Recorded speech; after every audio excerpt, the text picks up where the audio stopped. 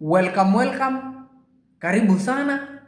Aleki hapa na natumai uko poa. Mimi niko poa.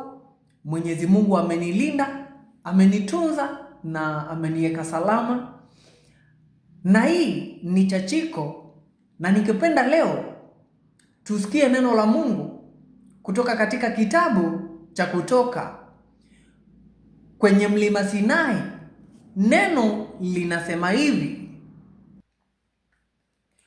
asubuhi siku ya tatu kulikuwa na gurumo na radi, na kulikuwa na wingu zito mlimani na sauti kubwa sana ya pembe, na watu wote kambini wakaanza kutetemeka.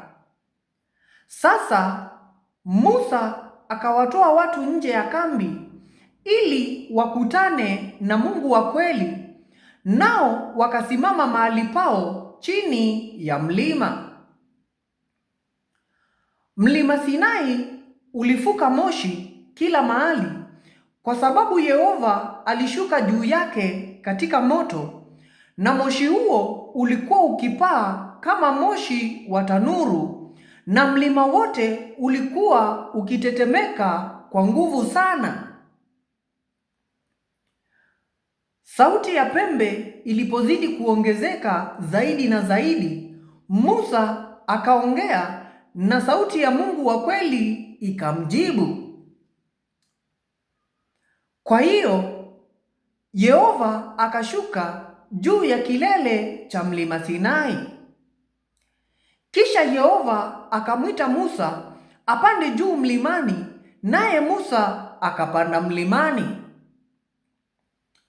Sasa Yehova akamwambia Musa, shuka chini ukawaonye watu wasijaribu kuvuka mpaka kuja kunitazama mimi Yehova, la sivyo wengi wao wataangamia.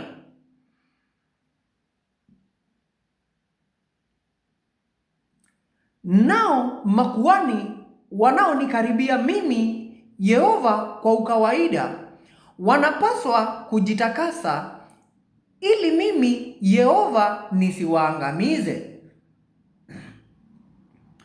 Basi Musa akamwambia Yehova, watu hawawezi kuukaribia mlima Sinai kwa sababu tayari ulituonya uliponiambia, weka mipaka kuzunguka mlima huu ili uwe mtakatifu. Hata hivyo Yehova akamwambia, nenda, shuka chini na urudi juu, wewe pamoja na Haruni, lakini usiwaruhusu makuhani na watu wavuke mpaka na kunikaribia mimi Yehova, ili nisiwaangamize. Basi Musa akashuka na kuwaambia watu maneno hayo. Na tukumbuke kwamba kitabu hiki cha Exodus ambacho ni kitabu cha Kutoka kiliandikwa na Musa akiwa nyikani. Exodus chapter 19 verse 16 to 25. Na pia bila kupoteza wakati, ningependa tusikie neno la Mungu kutoka katika kitabu cha Zaburi.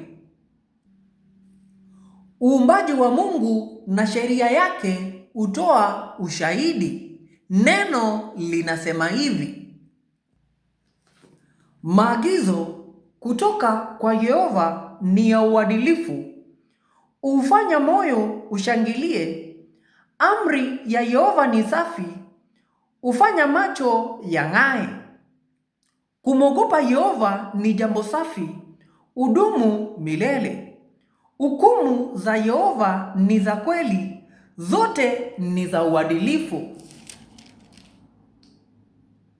Zinatamanika kuliko dhahabu nyingi bora, na tamu zaidi kuliko asali inayodondoka kutoka katika sega. Mtumishi wako ameonywa kupitia hizo, Anapozishika anapata thawabu kubwa. Ni nani anayeweza kutambua makosa? Nitangaze kuwa sina hatia ya dhambi nisizojua, na unizuie mimi mtumishi wako nisitende matendo ya kimbelembele. Usiruhusu yanitawale.